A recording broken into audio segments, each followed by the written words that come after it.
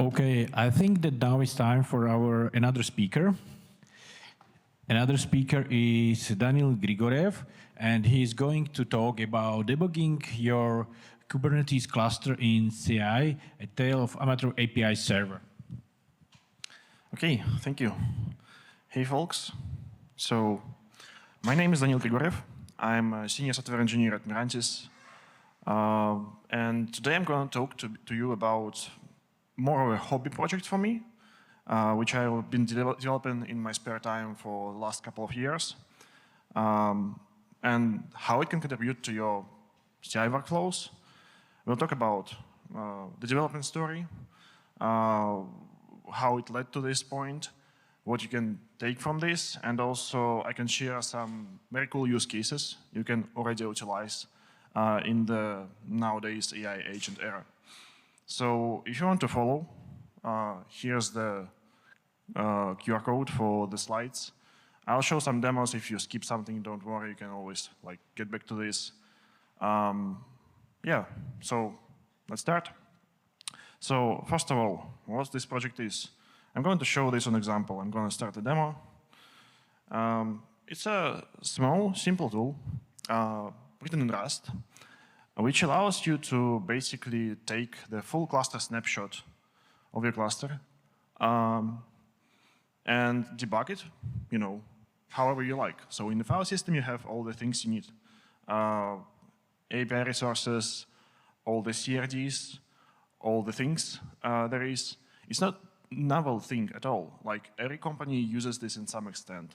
Some use this in customer scenarios that they need to collect their logs, their information about their cluster.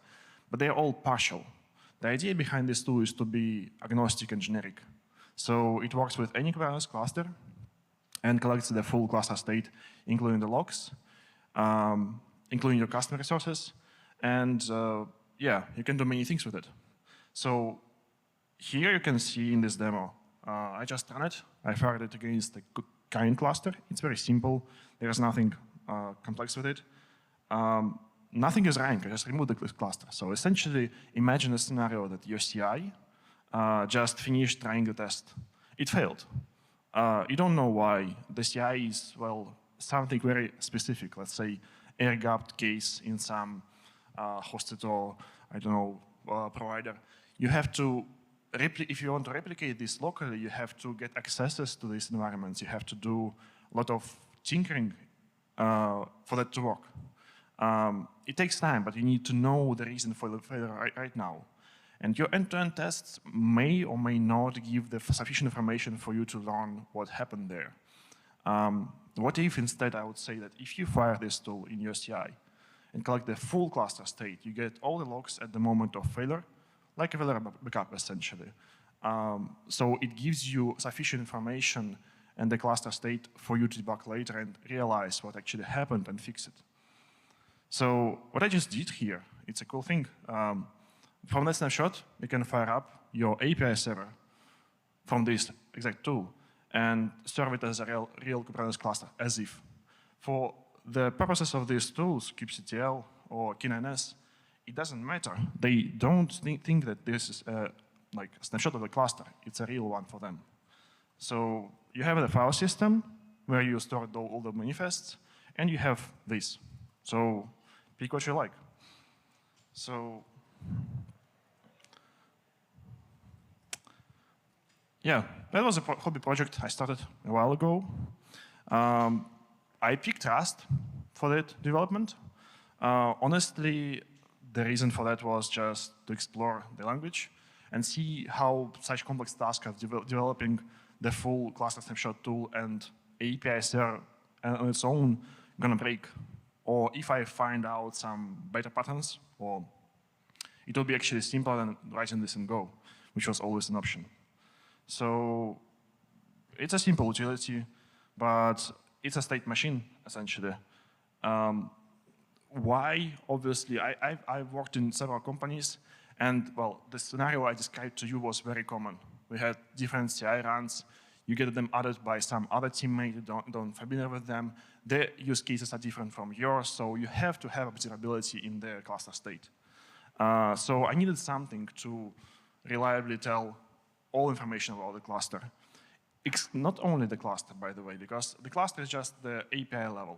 What you also want to see what happens on your host. So that tool allows you to collect everything directly from like one invocation, including your node level logs, etc. So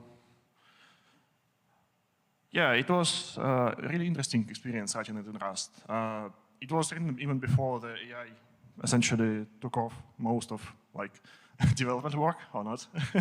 We don't know yet, but it helped me a lot to understand how you can basically rely on type system while writing this project, and essentially trust the flow of this language or how type system helps you to like verify your compile errors to get to the final state, which was really reliable. So historically, I started this as essentially a snapshot collector tool, which would have been enough. Like you have structure in a file system with lots of things in it, files, logs. You don't need anything else. But then, as it comes, since I have developed this like a type state pattern in Rust, I had all the structures in mind. So I decided why not to go further. So yeah, basically it replaces you when you write in Rust some amount of testing you would otherwise have to do to make sure that this like compiles and works. It's not like 100% reliable all the cases, but when you know the end state and what you work with and what's the goal for this project, it's very useful to choose Rust. You know, it helps me. It helped me a lot. Let's say I didn't have to figure out what I can use in this scenario, what is reliable or not. And the ecosystem of that, well, it's a large slide. Start off the Kubernetes project. So since it's Kubernetes to the core, I worked with Kube. Really recommend you to try it. It's a controller runtime alternative in Rust. It is similar to that in many sense. Sometimes it has better features than controller runtime provides. Generics and all those things which in controller runtime are like afterthought.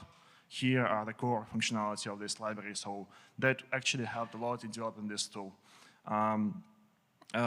The difference in Kube, though, is that it's not cached implementation of client library like controller runtime is.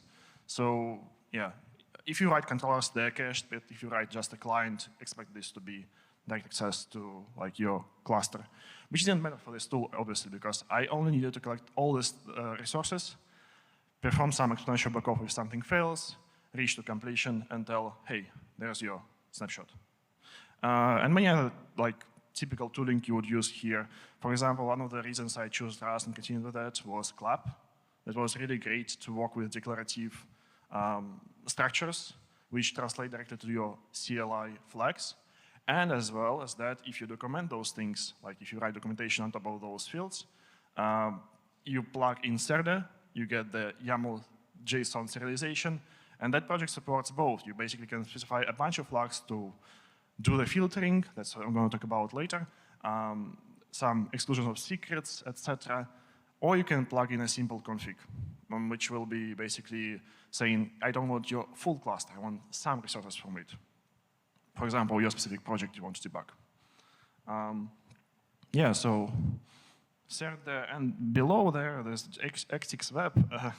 Yeah, it's actually what helped me to develop API server alternative.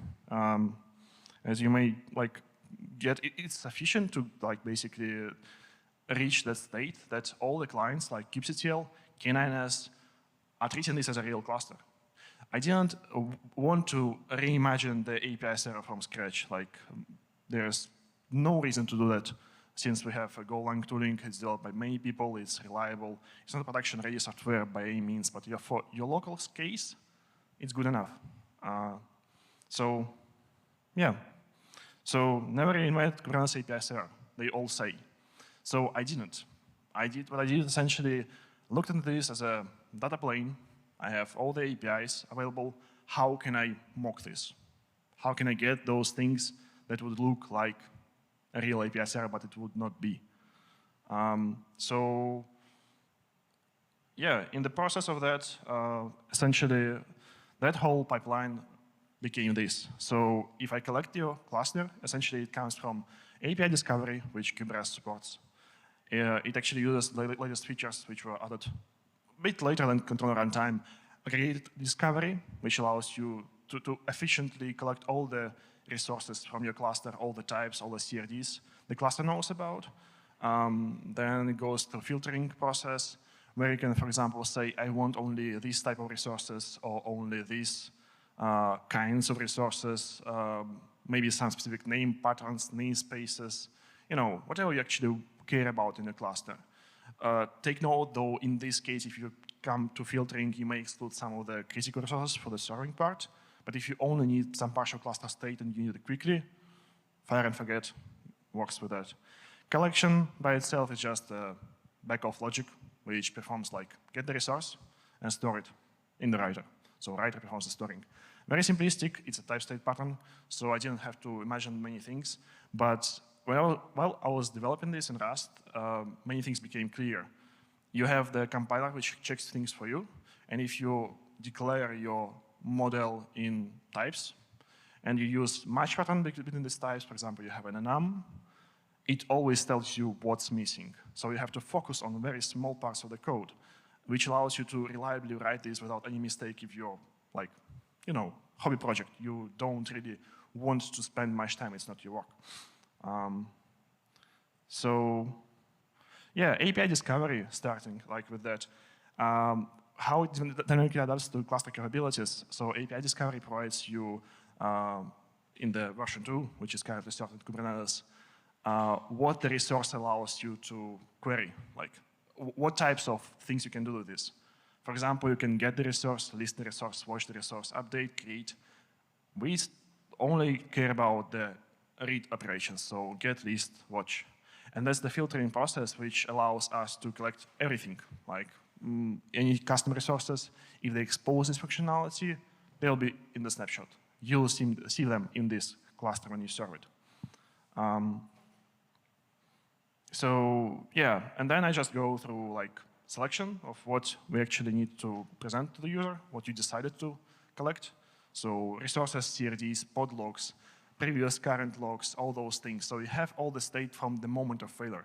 So that's important to make it quick in parallel, but with some back-off logic, so it doesn't lose the state as much as possible, and your CI essentially is what you had at that point in time. And the CI cluster can go away. If it's expensive, it takes a lot of time to produce, you don't lose anything, right? So collection, as I said, low aggregation. State machines, yeah. I didn't show any code because Rust is just like underlying tooling. The idea here is what it provides. But I used some cool libraries like Bacon, which allows you to basically, well, with Rust, you can extend the type system to some limit with traits. And essentially that exposes you a way to write a lambda method, essentially like not a real one, but without any arguments, to retrieve this based on some condition in the code. It looks really simple to use, very nice, pluggable, basically drop in and you have a retrieve in this piece of code. Like sometimes even though you write in very, very low level language, you feel like you write something very high level. So it was interesting to work with. And the writer, which actually became the core benefit of choosing Rust and this whole pipeline of collection and API serving at the end, because I didn't rely on etcd. I didn't have to go through API server semantics to replace those things. It didn't become complex. I just had a simple type I could extend. And for example, what you'll see later, file system is not only a place where you can collect this. You can collect this in OCI image and serve directly from there. So yeah. File system, though, is very good. Right now, you have agents which can work with your whatever you tell them to do, essentially, probably. And they can read through your file system very well, the structure of a project to understand what is there, what does it mean, how it correlates to. So if you have a cluster with a snapshot and some failure stored locally, it's enough to just tell it, debug it. Tell me what went wrong. There is this cause of error in end-to-end test, expand it. It will do it. I'll show you a demo later. Yeah, and key features is, well, many projects like this are focusing on some partial collection.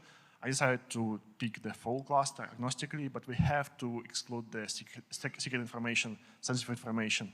Since I collect a stream of bytes of any source of sources, I just put regex, or you can put regex in those environment variable secrets and exclude them by command. So if you want to share it publicly, no problem. At SUSE, when this pipeline ran in our CI, we just stored this in GitHub artifacts. It was sufficient for us to debug the cluster state. We never exposed any sensitive information. Yeah. So it just replaces this as like small 3-star instead of like actual secret. And it works with API server very well, so you don't lose information. It basically behaves as GitHub actions when they see some secrets in the process. You can choose it from local files, environment variables, etc. When it comes to like, the actual like state, so we talk about only collection. So collection was finished, and that moment when I realized that, well, it works well already, why not continue this further, what I can do? So I decided to reverse engineer API server. And that's the interesting part because, well, API server is publicly available. You can always read this code. But it will be quite complex. I'll be basically overfitting myself or my thinking into existing path, how the API server was written, dig through lots of complexity, trying to replicate this in Rust. It's not a replacement logic. I just want a simple tool which works reliably and focus on straightforwardness and simplicity and reliability of this. So that's what I did, and why not to serve it via API? That's the motivation for that. So yeah, as I told you, the whole logic is like type state pattern, bunch of structures which converts from one to another until they reach the final state in your file system, or they're served back. Because that middle point of the whole collection is reusable. I know what the file came from in the scenario of like collection, and then I know that backwards the same logic applies, the same types. I don't have to imagine anything, I don't have to think for this. I just say, okay, match this against the file. We know that this was selectable, distinguishable, we don't have to think about this. So I get in the data structures back for me to work with and like present to you as resources. So all I need to basically design the API layer, which will be compatible with Kubernetes API. Generally speaking, it was 700 lines of code at the moment of speaking in this presentation. Nothing else. That's all your API server right now in Rust. So how I did this, kubectl is a very cool tool. It allows you to do some very interesting stuff, like increasing the debug level, logs, and it gives you information to see what happens when you query a resource, when you watch a resource, when you do something with this, like everything is converted to a current representation of this request, what it responded with, what was sent, what the headers were, etc. So that sped up the process and made it possible for me to start with. So you can just basically look into everything you want. You want to get pods, you get a log. All I needed to do is write the ArcticSwap representation of the path, which will match against those types and basically, well, respond to it in a proper way and collect all the data and serve it back. So the result, it works as so. You can serve it as API server. And I'll show you later how it's capable actually of. Like kubectl is not only a tool you can work with. k8s, I use it regularly in my job. Anytime I return to some previous cluster I had, I don't need to fire up a long-running CI job to create this cluster. I just have some snapshots to debug through and see the differences between those things, etc. k8s is the core motivation for this. But recently I tried Headlamp, which is a UI open source in Kubernetes 6, and it works with that as well. It's like it is a cluster. So in the process, though, the API server is not that simple to replicate as it seems to be. There are many things which are really similar. Like, for example, why the Rust ecosystem exists, because Kubernetes API exposes open API specs for anything they provide. So we can basically generate all the types in Rust as if they were in Golang, and work with them without any desynchronization. So that's actually the core of Cube framework, the k8s open API, create, which generates all the core types, etc., all those things from your cluster to work with.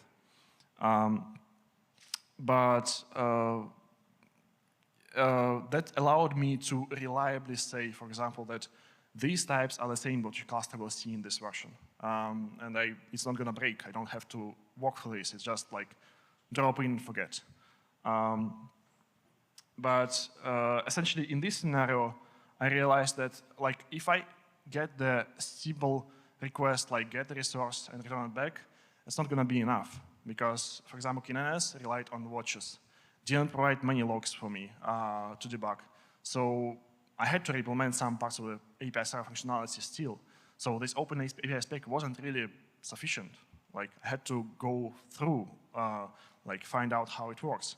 Fortunately, again, the Rust types, since we have a reliable Kubernetes framework, already provides some states for the watches functionality. You can go through enhancement, k8s, which is really good source information. And it's only reliable source information as it turns out, because otherwise you have to dig through a bunch of code, or it's not disposed in the public docs. So the watch behavior was a major challenge, but essentially that allowed me to see how it expects me to return. Again, kubectl helps a lot. Here you have kubectl watch resource. If you increase the debug level, you get the actual events, add, modified, deleted for each resource, what happens at which point, what it expects. You can pinpoint to what resource it actually uses, and then use like reverse functionality in Kubernetes, how they expose the watches, those states. They already present all the states you need. So, but as I said, APIs there, I'm not sure if it's very visible on the slide. That's a section of the cap which had those things explored. Initially, watch worked for k8s, but at some point I realized something is breaking. My cluster is not served. Even if I serve my like older snapshots, they no longer like responding with anything. I knew why, but I didn't know exactly what was happening.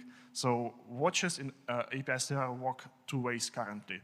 There is an old model which was directly watching resources, and there is a streaming list functionality, which essentially a cache optimization technique in API server. I have to somehow re-implement this protocol, but they don't expose how it works. As I said, I don't want to go through the code, all the issues. It's a whole project, like let's say 20, 30 minutes of my time. So what can I do? I search the k8s. And at some point, like I re-implemented everything. All the types were right. The previous model I applied was working before, but now it fails me. Why?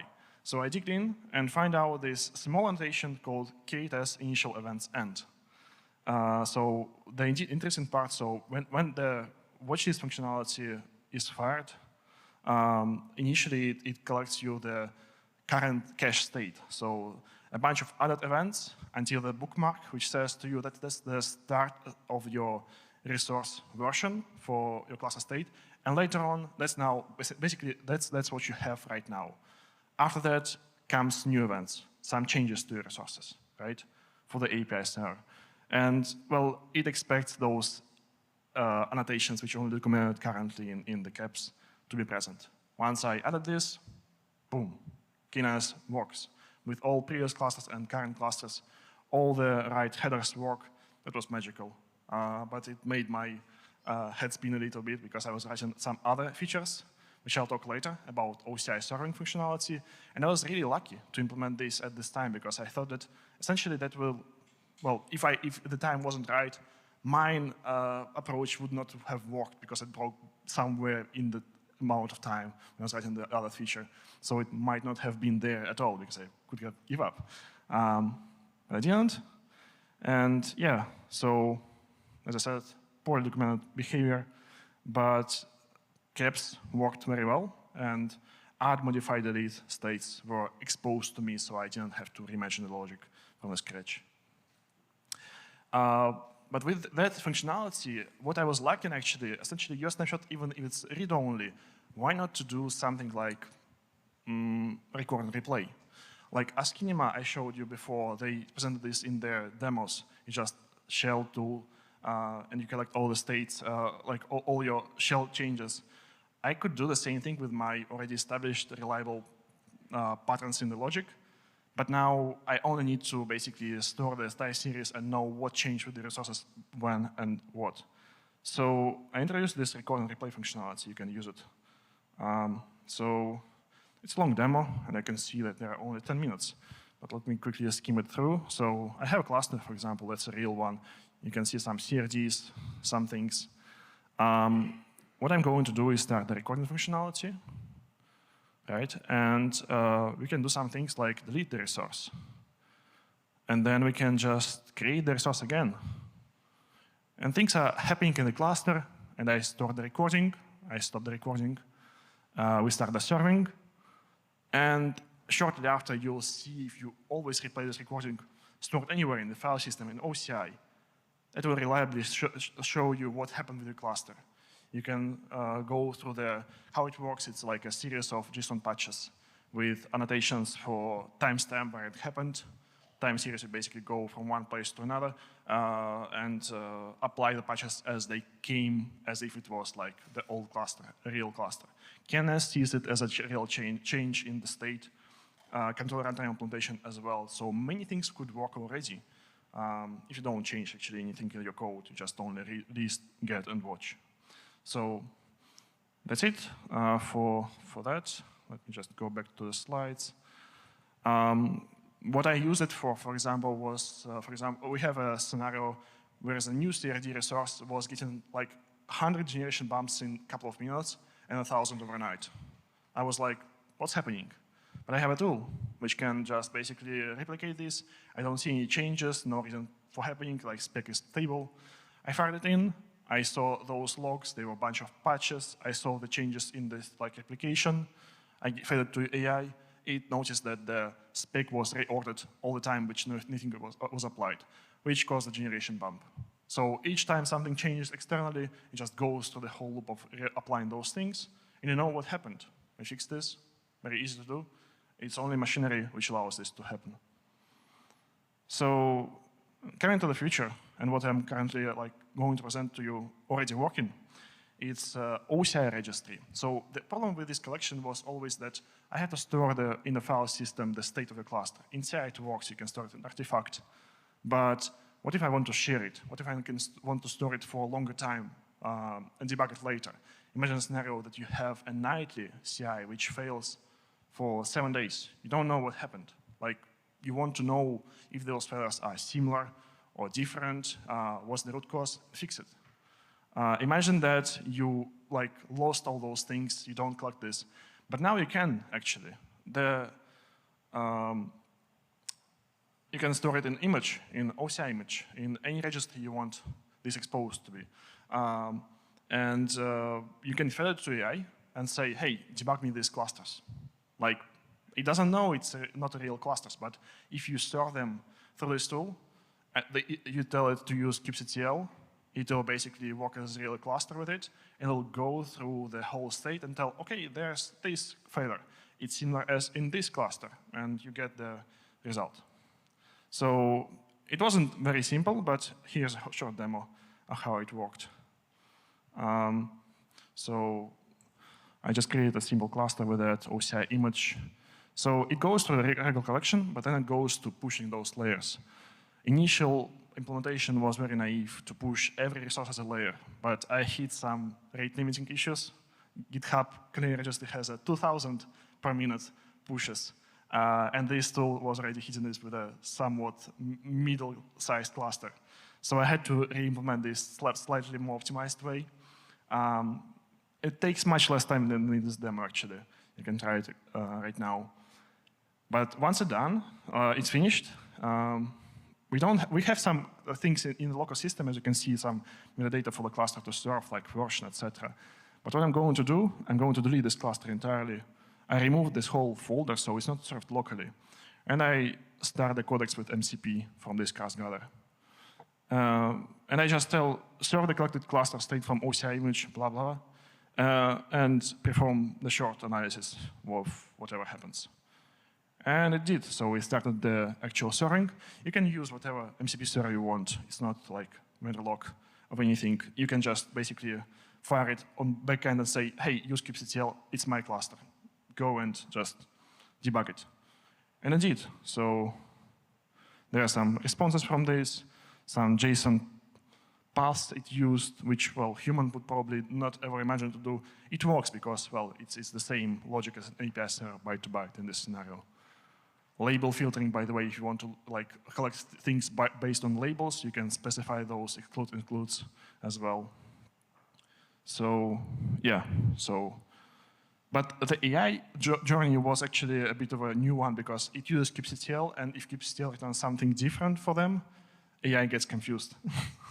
They don't know what's happening. So especially local models, if you try to do this locally. So I had to implement some things. It's another API server story. They expose the printer logic, which allows you to expose your like table output besides the CRDs, which already have the printer columns as a like source for this, like how the nodes are exposed. So I had to write it in Cell. And custom expression language also supported in Rust, as in Go. They only plan this. It works just fine already in this implementation. It was quite simple to implement actually, with some AI help to speed it up. Honestly, it was the first time I used it. And yeah, so it gave me the cluster state engines. Some replicas are ready, something is pending. I can go on figuring out what maybe is missing, but it tells me something. So we can try it out, it will work for sure.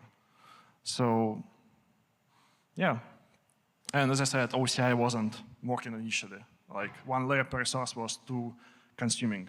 So I went to some optimization techniques, like collect the resources as least per namespace per cluster wide, group them, compress them, decompress them so it doesn't take much time, and basically say, hey, I know each resource as a byte range from this to this. When you respond in like API scenario, I store this index in OCI image, I give it back. And as an improvement, so it didn't really allow me to serve this state if I had like many resources in the cluster, like 1,000 events from the CI run. It just timed out. It was 30 seconds when I gave it some parallel permissions to run things in parallel. Sometimes it didn't work. Typical 30 seconds, and it was 10 times improvement. It works with same cluster, same snapshot, 1,000 events. So yeah. Nothing stored is locally, actually. It goes from the image directly to your kubectl. So pretty cool to use, I think. Yeah, the story I already told. And the cell logic basically. And one interesting thing is this UI demo. So I'm just going to leave it out, and we can go to the Q&A session because we don't have much time. That's actually the headlamp UI working on your cluster. So you can do it and try it with your clusters. They're gone. They don't spend any money. They already have finished near CI. You don't know what happened, but now you could. So yeah, that's it for me. Thank you.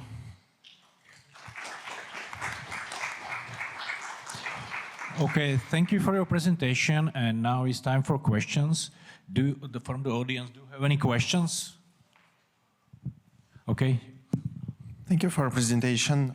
Do you plan to collect kubelet logs, kernel logs, and maybe systemd logs? Do you have any plans to implementing this? And how do you see it might be working?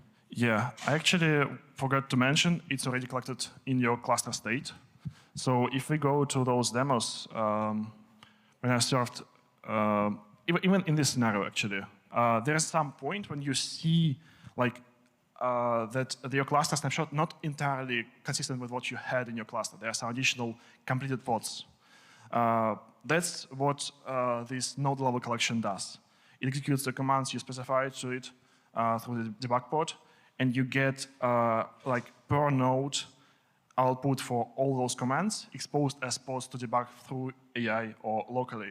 So in here, like right now, if we disable this kube system selection I don't know if I actually disable this, but there's a port, and that logs were actually from the node level. So I collected the kubelet logs for kind cluster. That's happening by default. You can collect journalctl logs, for example, this way very quickly. It's a convenience measure, but it works already. You can disable it if you don't like. So there are options. Okay, thank you. Do we have any other questions? Okay.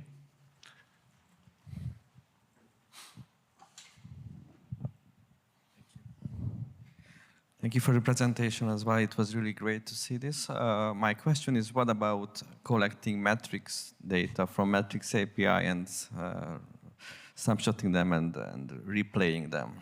That's the future. Oh. It's a long-term goal. Actually, I thought missed about this.